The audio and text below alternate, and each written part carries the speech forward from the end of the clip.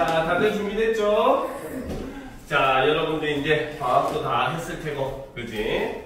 자, 여러분들 뭐 방학 계획도 있을 테고 하지만, 사실 이제 이 단계에서 제일 중요한 건 늘 얘기하지만, 이제부터 여러분들 고등학교 언제 어떻게 준비하느냐가 제일 중요하죠. 그죠? 그래서 여러분들 지금의 이 노력이 나중에 여러분들이 고등학교 올라갔을 때 훨씬 더 공부를 좀 수월하게 해줄 겁니다. 알겠죠? 자, 그러면 오늘은 문학. 그쵸? 자, 다음 시간. 자, 지난 시간에 우리가 21페이지를 피도록 합시다.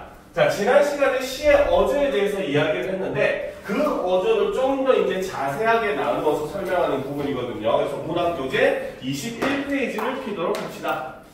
자, 다 폈습니까?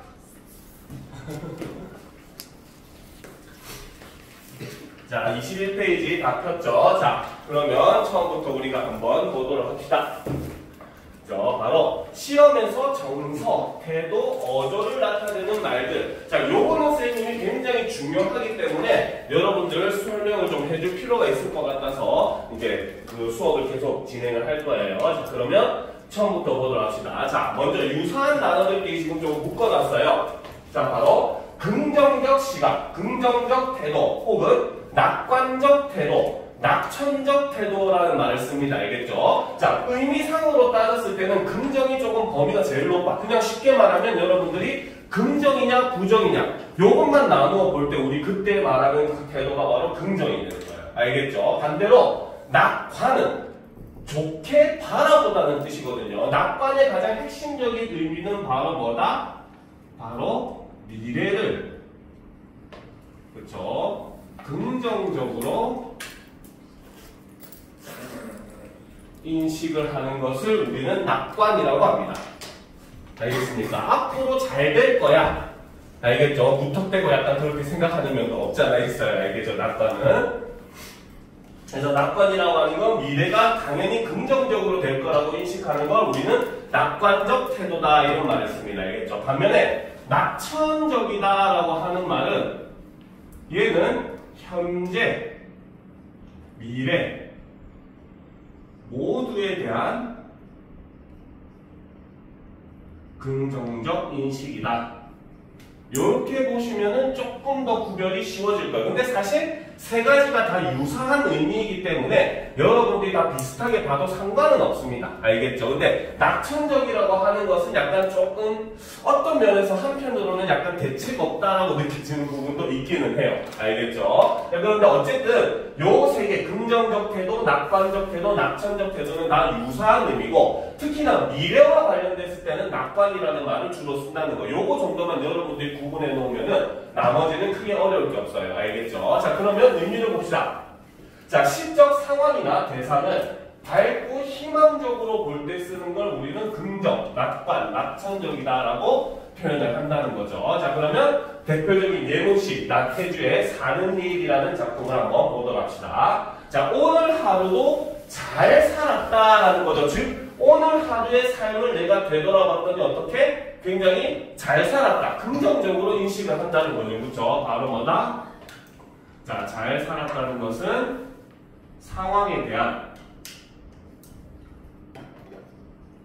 긍정적 인식을 바탕으로 하고 있다라는 거죠. 자, 그래서 자기한테 앞에 펼쳐진 길이 굽은 길은 굽게 가고 곧은 길은 곧게 가고, 지금 내 앞에 펼쳐진 길을 내가 개척하는 게 아니라 어떻게? 그 길을 그냥 따라가는 거잖아요. 그렇죠? 자, 그렇기 때문에 여기서 굽은 길은 굽게 가고 곧은 길은 곧게 가고 라고 하는 것은 바로 뭐다? 주어진 현실에 순응하는 삶을 나타낸다 라고 볼 수 있다는 거죠.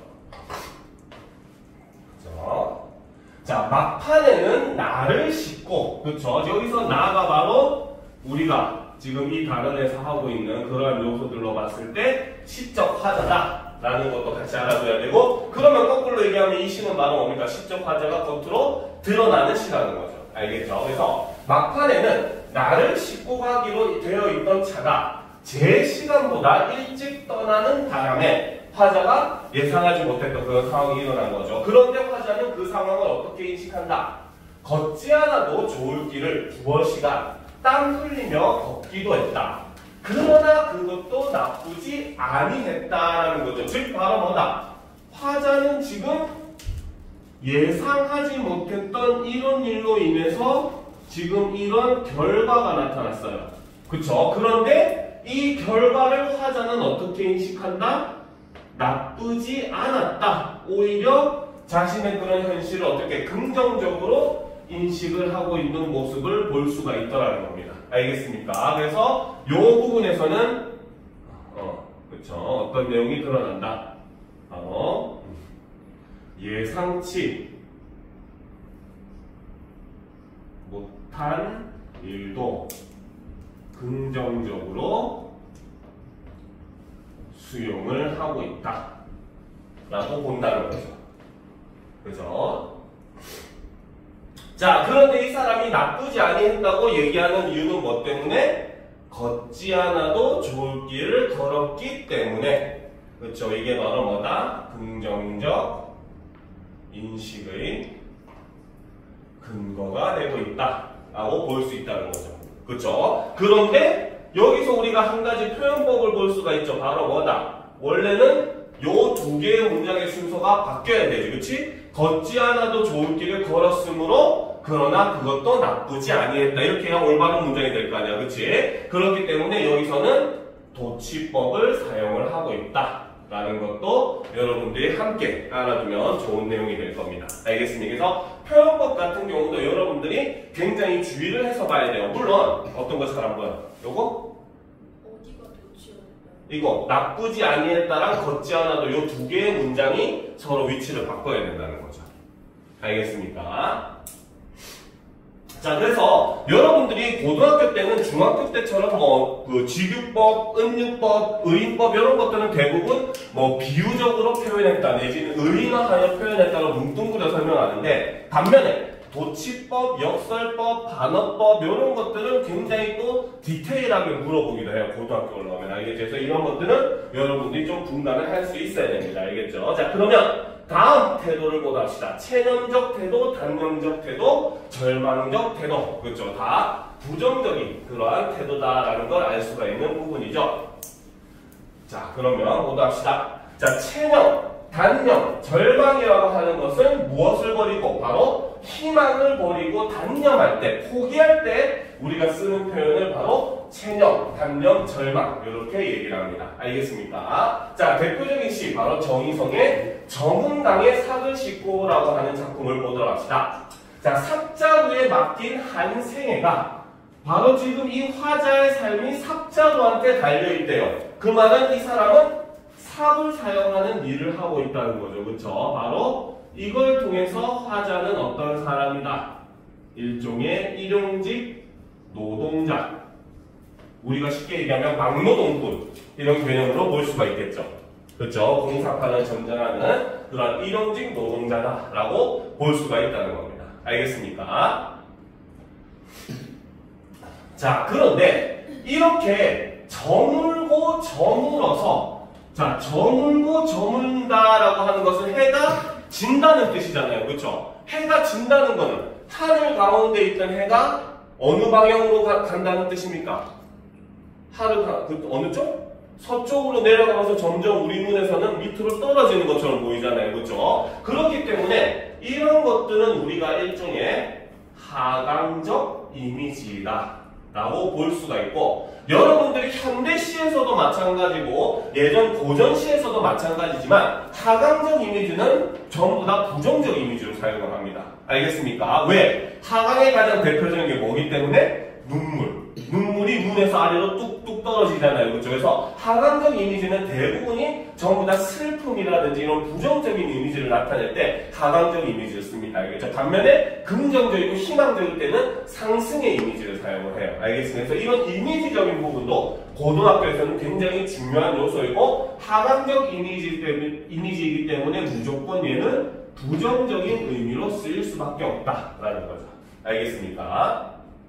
자, 그래서 이렇게 저물고 저물어서 색강바닥 썩은 물에 달이 뜨는구나 라는 거죠. 자, 색강의 바닥이 물이 썩었대요. 자, 요거는 이제 우리가 두 가지 의미로 볼 수가 있어요. 첫 번째는 바로 뭐다? 산업화로 인해서 진짜로 물이 썩었다. 환경 오염을 일으키고 있다.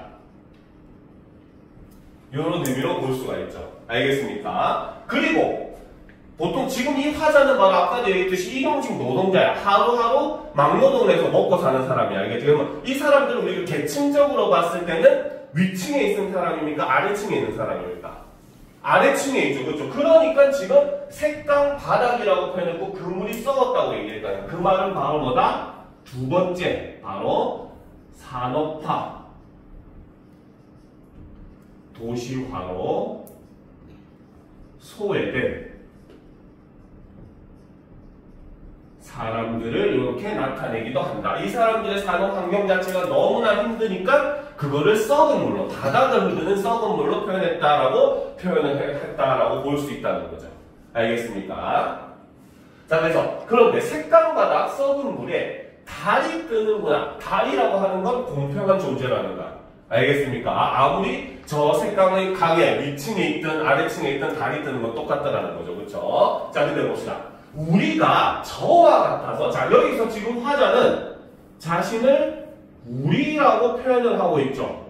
그렇죠? 이거는 시적 화자를 나타내는데 여기서 우리는 이 화자를 복수로 표현했다는 걸 통해서 의미가 확대되고 있다 라고 볼 수 있다는 거예요. 즉 화자 자신만의 문제가 아닌 어떻게 보면 소외된 모든 이들의 문제다라고 의미를 확대시켜준다는 거죠. 알겠습니까? 자, 그래서 시적 화자가 1인칭을 나타낼 때랑 복수를 나타낼 때 의미가 이런 식으로 좀 달라져요. 알겠죠? 특히나 소설도 마찬가지이기도 합니다. 알겠죠? 그래서 이렇게 화자를 나타내는 말이 이렇게 그 복수화돼버리면 이거는 일종의 그러한 계층 전체를 대변하는 좀 의미의 확장이 되는 부분이 있습니다. 알겠습니까? 그래서 우리가 저와 같아서 저것과 같은 거는 바로 뭐다? 이 썩은 물에 산다는 것도 되지만 그래도 이 썩은 물에도 달이 뜬다는 것을 나타내기도 합니다. 두 가지 의미를 동시에 드러내요. 알겠습니까? 자, 그래서 우리가 저것과 같아서 흐르는 물에 삭을 씻고 먹을 것 없는 사람들의 마을로, 자, 이 마을에 사는 사람들은 먹을 것 좀 적대요. 부자입니까? 가난한 겁니까? 가난한 거죠. 그렇죠? 그래서 먹을 것 없는 사람들의 마을, 바로 가난한 삶, 일종의 소외된 사람들. 그래서 문학적으로는 이렇게 가난한 사람들을 가난한 사람이다라고 주로 표현하기보다는 주로 산업화나 이런 거에 의해서 소외되었다, 이렇게 표현을 많이 해요. 알겠죠? 그래서 소외된 사람들이다라고 볼 수 있다는 거죠. 자, 그런데 화자는 어떻게? 가난한 사람들의 마을로 다시 어두워 돌아가야 한다. 영어로 표현하면은 가야 한다. 무슨 뜻이야? 뭐뭐 해야 한다. 머스트죠. 그렇죠. 일종의 강제적인 의미가 되는 겁니다. 무슨 말인지 알겠습니까? 즉 다시 어두워 돌아가야 한다라고 하는 것은 바로 뭐다? 벗어날 수 없는 현실을 나타내고, 그렇기 때문에 여기서 화자는 바로 포기를 하는 체념적 태도가 드러난다 라고 우리가 얘기할 수 있더라는 거죠. 왜? 그곳이 그래도 삶의 터전이고 집이니까, 가족이 있으니까 이 사람들은 돌아갈 수밖에 없다는 거야. 벗어날 수가 없다는 거죠. 알겠죠? 그래서 이렇게 바로 벗어날 수 없는 현실로 인해서 돌아가야만 한다라고 표현을 함으로써 이렇게 어떻게 보면 체념적이고 포기하는 자포자기적인 그런 심정을 노래하고 있다라고 볼 수 있다는 겁니다. 무슨 말인지 알겠습니까? 자, 그러면 이제 다음 태도로 넘어가도록 합시다. 바로 극복, 의지, 저항, 단정의 태도를 보도록 합시다. 알겠죠? 자, 다 지워도 되겠지? 그죠? 자, 보도록 합시다. 자, 극복, 의지, 저항, 단정. 자, 의지라고 하는 것은 언제 쓰는 말이다? 바로 무엇인가를 이루려고 하는 것. 이거를 우리는 의지다. 반드시 뭐뭐 하겠다. 이렇게 표현하는 걸 의지라고 보는 거죠. 그렇죠? 자, 반면에 저항은 바로 어떤 것에 대항하여 맞서보자 하는 것. 이거를 우리는 저항이라고 하죠. 가장 우리가 대표적으로 알고 있는 저항시 하면은 일제강점기 때 일제에 대한 저항을 들 수 있고, 고등학교 올라가게 되면 여러분들이 거기서 좀 더 확장해가지고 저항시의 두 번째로서 이제 그 1960년대, 70년대 군사 독재 정권에 저항하는 그런 의미의 시도 있어요. 알겠죠? 그리고 실제로 그것보다 좀 더 의미가 더 확장돼가지고 이제 산업화 도시화 이런 현실, 산업화 도시화에 의해서 소외될 수밖에 없는 그런 현실에 저항하는 그런 내용도 있거든요. 알겠죠? 그래서 저항이라고 하는 건 어떤 거에 대해서 맞서고자 하는 걸 우리는 저항이다라고 합니다. 알겠습니까? 자, 그래서 부정적인 현실을 이겨내는 마음을 바로 뭐다? 부정적인 현실을 이겨내려는 마음은 현실 극복 의지다. 이렇게 표현을 하는 거죠. 자, 그러면 이육사의 광야라고 하는 시를 한번 보도록 합시다. 준비됐습니까? 그렇죠? 자, 봅시다. 화자가 지금이라고 얘기했어요. 지금이라고 하는 건 시간상으로 따지면 과거, 현재, 미래 중에 언제 해당합니까? 언제? 과거, 현재, 지금. 과거, 현재, 미래 중에 현재가 되겠죠. 그렇죠? 자, 지금이라고 하는 것은 바로 뭐다? 현재를 나타내는 말입니다. 그렇죠? 자, 그런데 지금 현재 상황은 어떻다? 눈이 내린대요. 그죠? 여러분들이 나무라고 한다면, 그죠? 저 길거리에 서 있는 나무야, 그지? 지금은 물론 여름이지만, 그죠? 한겨울이 돼가지고 너무 추운데 눈까지 펄펄 내리고 있어. 그럼 여러분들은, 눈이 온다, 좋다 할 수 있을까? 아니겠지. 가만히 서 있어. 몇 시간씩 서 있으면 힘들겠지. 그치? 그렇기 때문에 눈이라고 하는 건 대부분의 시에서 거의 한 70%, 80% 정도의 시에서는 부정적 의미로 쓰입니다. 알겠죠? 그래서 여기서도 역시 바로 뭐다? 시련. 고난을 나타내기도 하고 이를 통해서 바로 뭐다? 혹독한 시대 현실. 즉 이육사라고 하는 시인이 살았던 시대를 감안한다면 바로 이것은 일제강점을 이야기를 한다. 일제강점의 그런 억압, 폭력 이런 걸 상징한다라고 볼 수 있다는 거죠. 알겠습니까? 됐습니까? 그죠? 자, 그런데 여기서 여러분들한테 한번 질문해 봅시다. 지금 눈 내리고 매화향기가 혼자 아득하네. 자, 지금 이 화자는 매화꽃을 보고 있을까 안 보고 있을까? 매화향기 혼자 아득하네. 매화꽃이 보일까 안 보일까?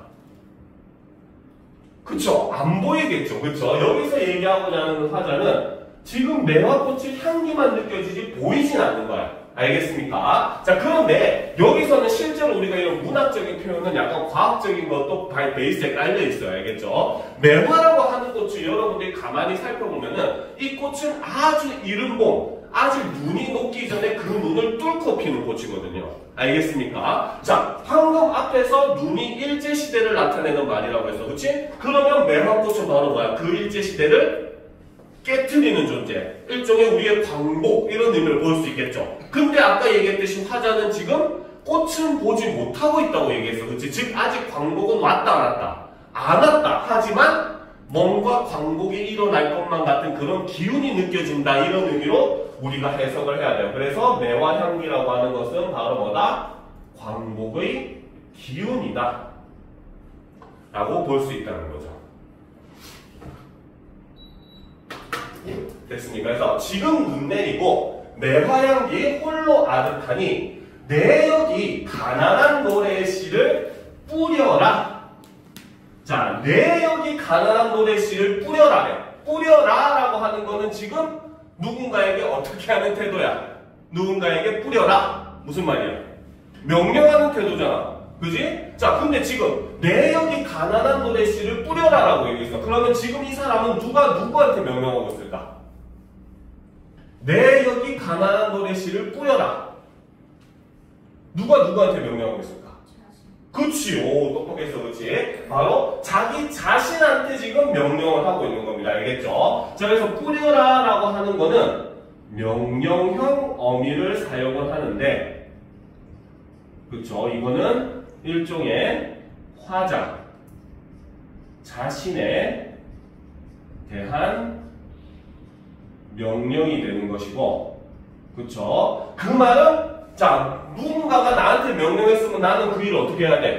반드시 해야 되잖아요. 그렇죠? 명령을 받아야 될 거 아니에요. 그렇지? 그렇기 때문에 여기서 화자가 자기 자신한테 명령을 한다는 것을 이 꼴 뭐라고 볼 수 있다? 의지적 태도다라고 볼 수 있다는 거죠. 내가 반드시 그렇게 하겠다라고 하는 일종의 의지의 태도다라고 볼 수 있다는 겁니다. 알겠습니까? 이러한 내용은 실제로 여러분들이 그 현대시를 살펴보면 이육사 시뿐만이 아니라 많은 시에서 알 수가 있어요. 자기 자신한테 명령하는 듯한 그런 말투를 쓰거든요. 그래서 그렇게 표현을 했을 때 모든 시들을 우리는 이런 것들 전부 다 의지적 태도라고 이야기를 합니다. 왜? 나한테 명령했으니 내가 그 명령을 수행할 거다라고 하는 일종의 의지라는 거죠. 알겠습니까? 자, 그럼 계속 보도록 합시다.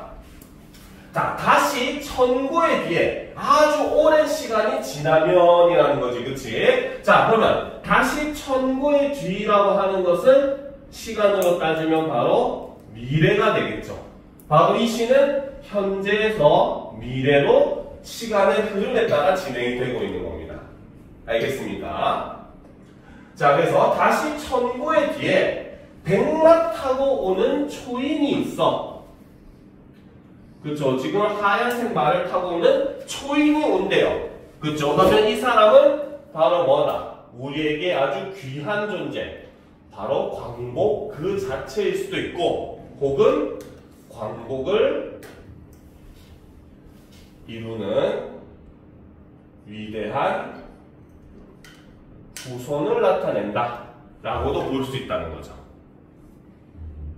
알겠습니까? 그래서 그 사람은 지금 백마를 타고 온대. 흰색 말을 타고 온대요. 그렇죠? 바로 뭐다? 굉장히 고결한 존재다라고 이야기를 한다는 거죠. 그래서 다시 천고에 뒤에 백마 타고 오는 초인이 있어. 이 광야에서 목 놓아 부르게 하리라. 자, 무엇을 목 놓아 부르게 할 것이다? 바로 내가 여기 뿌린 가난의 노래의 씨를 싹 틔우게 할 것이다 라는 거죠. 알겠습니까? 그러면 바로 뭐다? 지금 나는 바로 내가 너무 대단한 사람이 아니라서 내가 스스로 광복을 가져다 줄 수는 없어. 하지만 지금 나는 어떻게 하겠다? 먼 미래의 후손이 광복을 이룰 수 있는 뭔가 기반을 마련해 놓겠다. 내가 그 밑거름이 되겠다라는 의미잖아. 그치? 그래서 바로 여기서 우리는 밑거름이라고 표현을 하거든요. 그래서 이 가난한 노래씨를 뭐라고 하느냐? 바로 자기 희생, 의지다. 나를 희생을 해가지고 그 뭡니까? 미래. 이거 좀 지우고 적어줄게요. 자, 그래서 이 가난한 노래의 씨를 우리는 자기 희생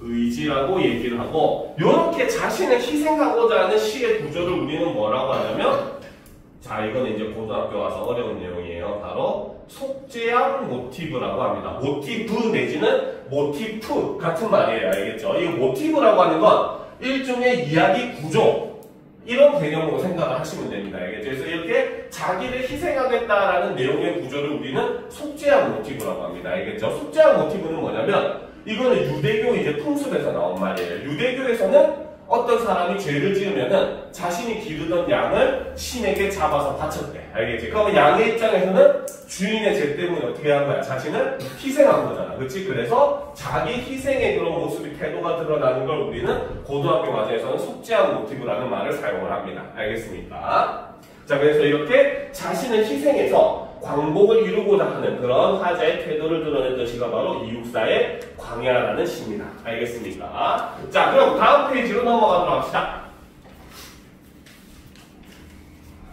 자, 바로 달관, 초월. 그쵸? 자, 달관이라고 하는 것, 초월이라고 하는 건 다 비슷한 뜻이에요. 바로 어떤 것을 뛰어넘다. 즉, 인간의 그런 사사로운 감정에 얽매이지 않는 상태. 이런 걸 우리는 달관이라고 얘기를 합니다. 알겠죠? 달관적 태도가 가장 대표적으로 드러난 시가 바로 그 장수산이라고 하는 시가 있어요. 장수산이라고 하는 시를 보면은 우쩔중이 6판에 6판을 쥐고 웃으며 돌아가는 그 내음새를 좇는다 이렇게 하거든요. 어떤 사람이 우쩔중이랑 나랑 장비를 뒀는데 중이 6판을 다 졌어. 여러분들 같은 거 어때? 6판이나 연달아 졌대. 짜증나고 막 부들부들하겠지, 그렇지? 근데도 그 줌은 6판 다 지고 나서도 허허허 웃으면서 자신의 절로 돌아가 있는, 그쵸? 가서 이불킥 했는지 모르지만 어쨌든 자신의 절로 개념치 않고 돌아가는 그러한 모습, 즉 바로 뭐다? 승패에 사실상 연연하지 않는, 즉 어떤 것에 집착하지 않고 그걸 뛰어넘은 태도를 우리는 달관적 태도다, 초월적 태도다 이렇게 얘기를 합니다. 알겠습니까? 왜요? 그치? 자, 그래서 삶의 걱정과 공부에 대해서 이렇게 달관하면 안 돼, 알겠지? 공부는 집착을 해야 돼요. 그래서 삶의 걱정거리, 욕심과 같은 사소한 일에서 벗어나 넓고 큰 지혜와 인생 간에 도달했을 때 어떤 것들에 대한 집착을 버리는 태도를 우리는 달관적 태도, 초월적 태도라고 합니다. 자, 천상명의 비천이라는 시를 한번 보도록 합시다. 나 하늘로 돌아가리라. 그렇죠? 즉 바로 뭐다? 나 하늘로 돌아간다라고 하는 것은 다른 말로 하면 사실 죽음이라는 의미입니다. 알겠죠? 그런데 이 화자는 죽음을 바로 뭐다? 내가 돌아가야 할 것, 원래 있던 곳으로 돌아가는 행위로 인식을 한다는 거죠. 그렇죠? 그래서 이를 통해서는 죽음을 어떻게 긍정적으로 인식을 하고 있는 모습을 우리가 볼 수 있다는 겁니다. 알겠습니까? 자, 나 하늘로 돌아가리라. 아름다운 이 세상 소풍 끝내는 날. 자, 화자는 지금 이 세상의 삶을 바로 소풍이라고 얘기를 하는 거죠. 그렇죠? 바로 이것을 현세의 삶을 이렇게 비유, 소풍의 비유에서 표현했죠. 여기서도 우리는 바로 뭐다? 현세의 삶에 대한 화제의 긍정적인 인식이 드러나는 거야. 여러분도 소풍 가면 좋잖아. 그지? 소풍 가면 즐겁잖아. 친구들이랑 제잘제잘 수다도 떨고, 그죠? 도시락도 같이 먹고, 그죠? 그래서 바로 현세의 삶을 이렇게 소풍에 비유. 왜? 인간의 어떻게 보면 지구라고 하는 47년의 역사에서 인간의 끼케야 100년 사는 그 100년이라고 하는 시간은 찰나에 불과한 거야. 그냥 여러분들이 평생 삶에 하루 소풍 갔다 오는 것과 비슷한 거라는 거죠. 그래서 화자는 그 유구한 일종의 그런 그 인류의 삶 속에서 내가 잠시 이 세상에 온 거는 소풍이었다. 이렇게 인식을 하는 겁니다. 알겠죠? 그래서 소풍 끝내는 날 가서 아름다웠다라고 말하리라. 그래서 이 화자는 지금 현세의 삶도 내세의 삶도 긍정적으로 인식하는데 그 중에서 현세의 삶을 잠시 온 소풍이라고 인식할 정도로, 그리고 그것이 매우 아름다웠다고 얘기할 정도로 현세의 삶에 대해서 이렇게 긍정적으로 바라보고 있다라고 볼 수 있다는 겁니다. 알겠습니까? 자, 그럼 이제 다음 구도적 태도 보도록 합시다. 자, 말 그대로 구도라고 하는 것은 도를 구하다. 그쵸? 길 가다가 도를 아십니까? 만나면 안 돼. 알겠죠? 자, 보십시다. 구도는 바로 진리나 종교적인 깨달음을 추구하는 거죠. 자, 오세영의 등산이라는 시를 한번 보도록 합시다. 자, 암벽을 더듬는다라는 거죠. 자, 암벽을 더듬는다라고 하는 것은 바로 뭐다? 바로 무지의 상태이고, 이것은 이꼴 도를 구하려는 노력의 그런 자세다. 왜? 암벽은 힘들지만 지금 너무 힘들어. 그래도 이걸 통해서 내가 정상까지 올라가려고 하는 모습이잖아요. 그렇죠? 그래서 암벽을 더듬는다. 빛을 찾아서 조금씩 움직인다. 즉 여기서 이 암벽을 더듬는 행위는 바로 빛을 찾기 위한 행위고, 빛이라고 하는 건 바로 진리, 깨달음을 나타낸다 라고 볼 수 있다는 거죠. 자, 결코 쉬지 않는 무명의 벌레처럼, 자, 자신을 바로 무엇에다가? 무명의 벌레에다가 화자 자신을 비유하고 있죠. 뭐뭐처럼이니까 무슨 법? 그치, 주유법이죠. 그쵸? 자, 그래서 화자 자신을 무명의 벌레에 지금 비유를 해서 무명의 벌레처럼 무명을 더듬는다. 무명을 더듬는다는 건 사실 아까 얘기했던 암벽 등반과 같은 의미이고, 이것은 바로 뭐다? 구도의 자세를 나타낸다. 진리를 깨달으려는 그런 화자의 노력의 자세를 나타낸다라고 표현을 할 수 있다는 거죠. 알겠습니까? 이해가 됩니까? 그렇죠? 자, 그 다음 이제 비판적 태도를 보도록 합시다. 그죠? 자, 비판적 태도. 시에서도 비판적 태도도 많이 드러나요. 알겠죠? 자, 보도록 합시다. 자, 비판이라고 하는 거는 시적 상황이나 대상의 옳고 그름을 그쵸 판단하여 밝히거나 잘못을 지적할 때 쓰이는 걸 우리는 비판이라고 합니다. 자, 정일근의 쌀이라고 하는 작품을 한번 보도록 합시다. 서울은 나에게 쌀을 발음해 보세요 하고 까르르 웃는다 라는 거죠. 이 화자가 경상도 사람인가 봐. 알겠지? 경상도 사람, 물론 선생님도 부산 사람이긴 하지만 경상도 사투리가 진짜 심하게 되면은 쌀 발음을 못해. 살이래요. 선생님 그 군대 있을 때 후임병도 그 포항에 있는 포항 출신 애였는데 경북 지역이거든. 얘가 사투리가 진짜 심했어. 우리가 맨날 놀렸어. 야 쌀 해봐. 맨날 살 이런 하거든요. 지금 그 모습을 지금 가지고 어떻게 보면은 뭡니까? 인식의 전환을 가져오는 시가 바로 이 정일근의 쌀이라고 하는 시입니다. 알겠죠? 자 보도록 합시다. 서울은 나에게 쌀을 발음해 보세요 하고 까르르 웃는다라는 거죠. 그쵸? 자 지금 여기서 바로 뭐다? 자 여기서 서울 사람들은 그렇죠 바로 쌀 발음을 못하는 화자를 그렇죠 비웃고 있다는 거죠.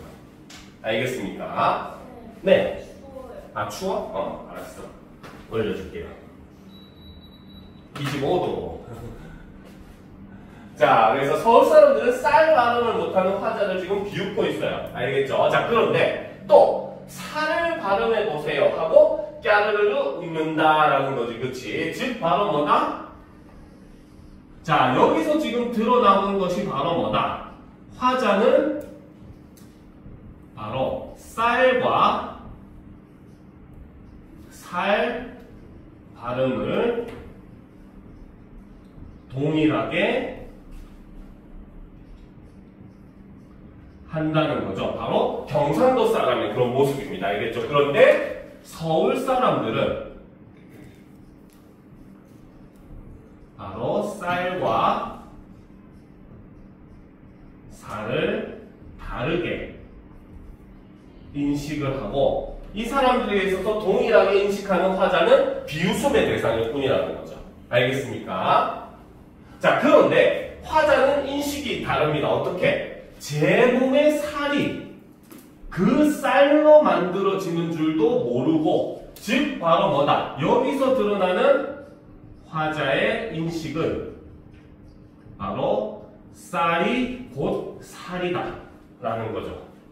바로 쌀과 살을 동일하게 인식한다는 거죠. 즉 어떻게 보면 방언을 통해서 그것을 좀 더 이제 바로 뭡니까? 좀 깊이 있는 성찰, 사색적인 그런 의미로 확대를 해가지고 그 시로 표현을 한 거예요. 알겠죠? 왜? 우리의 몸이라고 하는 건 이 쌀이라고 하는 일종의 음식을 통해서 우리 몸이 구성이 되듯이 이렇게 음식과 우리의 몸은 사실 동일한 거. 라고 화자는 인식을 한다는 거죠. 알겠죠? 그래서 제 몸의 살이 그 쌀로 만들어지는 줄도 모르고 그래서 쌀과 살이 동음동이어 소리도 같고 뜻도 같다 이 뜻이거든요. 그래서 동음동이어라는 비밀을 까마득히 모른 채 서울은 웃는다라는 거죠. 바로 여기서 화자는 바로 뭐다? 서울을 비판적으로 이렇게 바라보고 있다 라고 볼 수 있다는 겁니다. 알겠습니까? 그래서 생명, 음식 이런 것들에 대한 가치를 알지 못하는 현대 사람들, 도시 사람들이겠죠. 정확하게는 여기서 서울은 그렇죠. 그래서 도시 사람들의 그런 모습을 비판적으로 보는 태도를 담은 작품이 바로 정일근의 쌀이라고 하는 작품인 겁니다. 알겠죠? 자, 됐습니까? 자, 그 다음 작품 냉소. 자, 차가운 웃음이라는 뜻인데 여기에 나오는 예문인 작품이 참 재미있는 작품이에요. 한번 보도록 합시다. 자, 냉소, 차가운 웃음이라는 뜻입니다.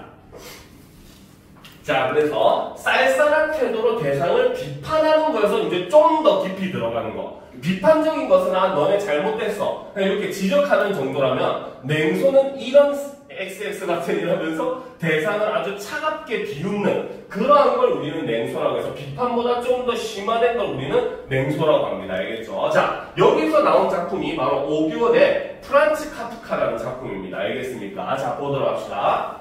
자, 샤를 보들레르 800원, 칼 샌드버그 800원, 프란츠 카프카 800원, 이 본르프와 1000원, 위르겐 하버마스 1200원. 그렇죠. 샤를 보들레르. 어떤 사람인지 혹시 압니까? 샤를 보들레르? 샤를 보들레르는 프랑스의 가장 대표적인 상징파 시인이에요. 알겠습니까? 그 다음에 칼 샌드보그도 이제 대표적인 작가고, 프란츠 카프카. 카프카는 알죠? 카프카에 가장 대표적인 작품이 뭐야? 그치, 변신. 그죠? 그 바퀴벌레 변하는 거, 그치? 그런 작품 쓴 사람이라 알겠죠? 그 다음에 뭐, 이브 본누푸아. 그 다음에 위르겐 하버마스. 이런 사람들이 이제 철학자들, 언어 철학자들, 이런 겁니다. 알겠죠? 자, 그런데, 지금 이 시를 보면 요 줄은 이제 행이 다르다는 거거든요. 지금 이 사람들의 이름을 메뉴판처럼 나타내고 옆에다 지금 가격을 다 적어놓은 거. 마치 메뉴판처럼. 알겠습니까? 자, 이 부분 굉장히 중요하죠. 자, 적도록 합시다, 바로. 그죠? 자, 세계적인 작가와 인문 학자들을 메뉴판처럼 나열을 합니다. 가격을 매겨서. 알겠죠? 이거는 이꼴 무엇을 나타내느냐? 바로 모든 것을, 그렇죠? 물질적 가치로 환산하는 현대 사회를 이렇게 풍자하는 것입니다. 알겠습니까? 현대사를 사는 사람들에게는 모든 것이 다 물질적 가치로 환산이 된다는 거예요.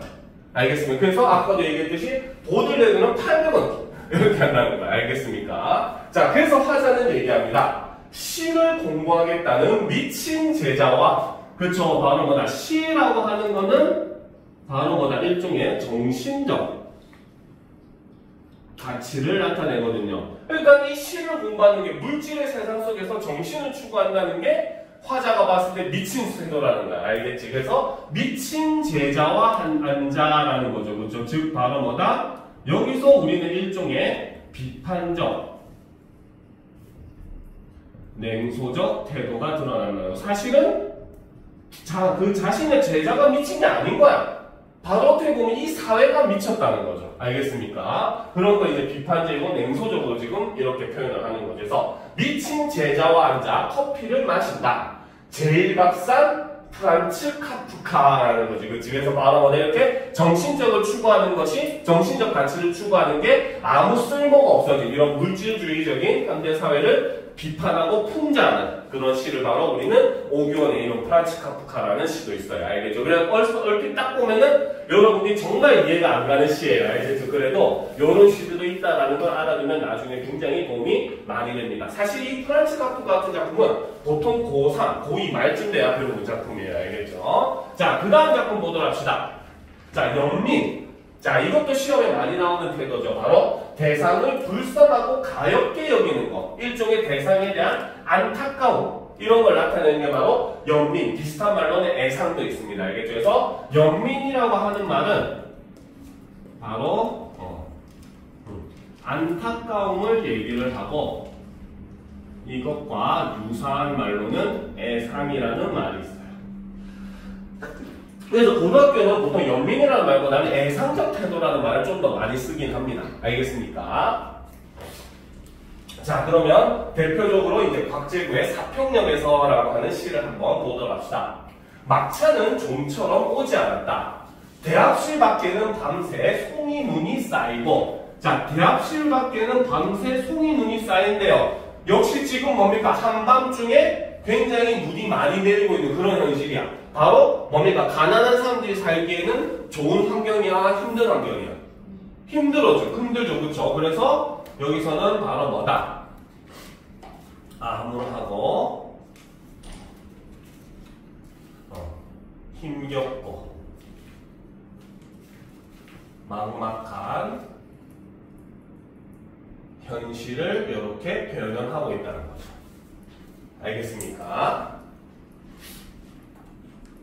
자, 흰 보라 수숫꽃 눈 시린 유리창마다. 사실은 지금 유리창에 꽃이 핀 게 아니야. 바로 뭐야? 눈이 내려가지고 일종의 성애꽃 같은 게 핀 거예요. 알겠죠? 그래서 유리창마다 톱밥 난로가 지펴지고 있다. 자, 이렇게 춥고 힘겨운 공간에서 난로 하나를 피우고 있어. 사람들은 거기서 무엇을 느낄 수 있다? 바로 위로와 위안을 느끼겠죠. 그렇죠? 그래서 톱밥난로라고 하는 것은 바로 뭐다? 바로 위로와 위안의 존재가 되는 겁니다.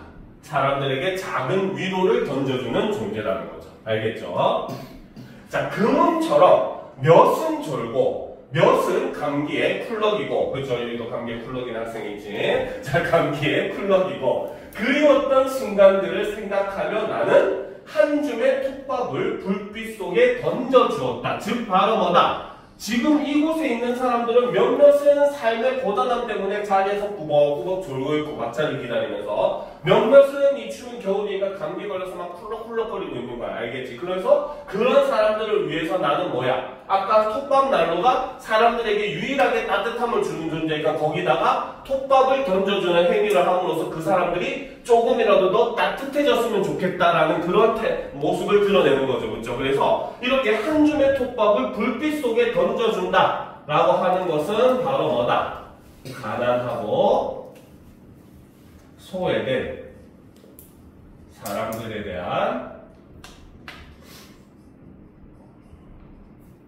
화자의 연민이 이렇게 드러난 행동이다 라고 볼 수 있다는 거죠. 알겠습니까? 이해가 됩니까? 그죠? 자, 그 다음 작품 보다가 참고로 곽재구의 사평역에서라고 하는 시를 바탕으로, 둘 중에 뭐가 먼저인지 갑자기 기억이 안 나는데 실제로 소설 중에도 사평역이라는 소설이 있어. 둘 다 내용이 거의 비슷해요. 알겠습니까? 자, 그 다음 이제 예찬적 태도를 보도록 합시다. 예찬이라고 하는 것은 예전에 가르쳤던 애 중에 예찬이라는 애가 있었는데, 그치? 예찬이라고 하는 애 있었는데, 걔가 고등학교 1학년 때 그거 드럽게 못했다가 1년 재수해서 의대 갔어. 알겠지? 무식하게 공부하는 애였는데, 어쨌든. 자, 예찬이라고 하는 것은 바로 뭐다? 어떤 대상을 훌륭하거나 좋거나 아름답다고 찬양하는 표현이다 라고 생각합니다. 예찬은 말 그대로 찬양. 우리가 뭐 교회나 이런 데 가서 하나님을 찬양하듯이, 알겠죠? 그런 태도를 우리는 예찬적 태도라고 합니다. 알겠죠? 자, 번역로의 논계라는 작품을 한번 보도록 합시다. 자, 흐르는 강물은 길이길이 푸르리니 그대, 바로 논계죠. 그렇죠? 논계가 뭐한 사람입니까? 논계. 논계가 뭐한 사람인지 몰라요? 옛날 그 남강에서 외국 적장을 딱 끌어안고 같이 우리나라 최초의 더블 다이빙을 했던, 알겠습니까? 그 기생이에요. 옛날 임진왜란 때 그 남강 쪽은 그 우리나라로 치면 부산 옆쪽에 진주에 있거든요. 그러니까 진주 쪽에 이제 그 일본인들한테 다 점령을 당한 거야. 그래가지고 이제 일본의 적장이 이 지역을 이제 점령했다고 자기가 이제 신나가지고 잔치를 벌였는데 그때 농계가 기생이었거든요. 그래서 그 사람의 잔치장에 불려가가지고 거기서 막 춤추면서 손에 10개의 가락지를 다 끼고 갔대. 알겠지? 그래가지고 막 춤추다가 나중에 그 남강 옆에서 잔치를 했던 거야. 그래서 그 적장을 딱 끌어안고 손을 이제 가락지로 이렇게 딱 맞게 해버리니까 이제 안 풀리는 거잖아. 그치? 절대. 그래서 딱 이래가지고 같이 물에 빠져가지고 죽었다. 바로 그런 그 인물입니다. 알겠죠? 그 논계를 찬양하는 시입니다. 그래서 흐르는 강물은 길이길이 푸르리니 그대의 꽃다운 혼. 그렇죠? 바로 꽃다운 혼이라고 하는 것은 바로 논계의 애국심, 그렇죠? 희생정신, 이런 걸 얘기를 하는데, 그대의 꽃다운은 어이하니 붉으랴, 붉을 수밖에 없다는 거죠. 바로 서리법을 사용을 해서 지금 강조를 하고 있는 겁니다. 우리가 실제로 이제 고전 작품도 그렇고 현대도 마찬가지지만 그러니까 마음이 붉다라고 표현하는 거, 우리가 다른 말로 한자말로 얘기하면 일편단심이죠. 단자가 붉은 단자예요. 알겠죠? 이런 건 주로 충성심, 애국심을 가리킬 때 쓰는 말이야. 그래서 어떤 사람을 그냥 바라보는 걸 일편단심이다라고 원래 잘 얘기 안 해요. 요즘 들어서 그 의미가 퇴색돼가지고 막 일편단심이라는 말을 쓰지, 옛날에는 정말 구분했어요. 알겠죠? 그래서 사랑을 표현한 시인 것 같으면서도 일편단심이라는 말이 나오면 아, 이거는 나라에 대한 임금에 대한 충성을 가리키는 시구나라고 보시면 됩니다. 알겠죠? 자, 그래서 그대의 꽃다운은 어이하니 붉으랴. 아, 감탄사를 썼죠. 바로 영탄법을 썼죠. 혹은 고등학교는 영탄적 어조다라고 이야기를 하기도 합니다. 자, 그래서 강남 콩꽃보다도 더 푸른 그 물결 위에 양귀비꽃보다도 더 붉은 그 마음 흘러라라는 거죠. 그래서 강낭콩꽃보다도 더 푸른, 양귀비꽃보다도 더 붉은, 여기서는 바로 비교법을 지금 사용을 하고 있는 거죠. 알겠죠? 그래서 남강의 물결을 강낭콩꽃에, 그 다음에 논계의 그런 애국심을 양귀비꽃에 비교를 하고 있는 겁니다. 알겠습니까? 자, 그 다음 이제 관조적 태도, 그쵸? 굉장히 많은데. 자, 관조적 태도까지만 살펴보고 일단 이번 시간 마무리하도록 합시다. 자, 관조라고 하는 건 저번 시간에 한번 얘기했지만 대상과 거리를 두고 담담하게 감정을 조금 절제를 하면서 표현하는 걸 우리는 관조적 태도라고 합니다. 알겠죠? 자, 그러면 정주영의 D라고 하는 시를 봅시다. 자, 돌에 그늘이 차고, 자, 돌에 그늘이 물처럼 차는 게 아니라 사실은 바로 뭐다? 이거는 먹구름이 몰려오는 모습을 이렇게 시각화해서 표현을 한 겁니다. 먹구름이 이렇게 끼기 시작하는 건 어때? 돌의 그림자가 서서히 이렇게 들리울 거 아니야. 그치? 그게 마치 그림자가 컵에 물이 차듯이 차오른다라고 표현을 한 거예요. 알겠죠? 그래서 돌에 그늘이 차고 따로 몰리는 소소리 바람, 앞서거니 하여 꼬리 치날리어 세우고, 자, 꼬리를 치날리어 세우고 종종다리 까칠한 산새 걸음걸이. 자, 요 두 개, 요 표현은 사실 이 시에서 중의적인 표현입니다. 두 가지 의미로 우리가 해석을 할 수가 있어요. 알겠죠? 바로 첫 번째는 바로 뭐다? 비가 내리는 모습을 비유했다. 바로 산새에다가 비유했다라고 보는 거예요. 그래서 산새가 꼬리 치날려 세우고 있듯이 빗물이 이렇게 떨어지는 모습. 그쵸? 그 다음에 빗물도 바닥에 닿으면 통 튈 거 아니야. 그치? 그 모습이 마치 산새가 물이 이렇게 통 이렇게 튀는 이런 모습을 산새가 통통 뛰어가는 그런 모습에 비유했다라고 보기도 하고, 두 번째는 바로 뭐다? 그냥 말 그대로 진짜 산새다. 바로 비를 피해 달아나는 산새의 모습을 표현했다. 이렇게 해석하기도 합니다. 알겠습니까? 그래서 이거는 중의적인 의미로 해석이 되는 부분이에요. 알겠습니까? 자, 이번 시간 수업은 일단 여기까지 하도록 하겠습니다. 다음 시간에 이어서 할 거고요. 알겠죠? 잠시 10분 동안 쉬었다가 2시 10분에 이제 이어서 문법 부분 들어가도록 합니다. 알겠습니까? 혹시 한 것 중에 질문 있습니까? 이해 안 되는 거?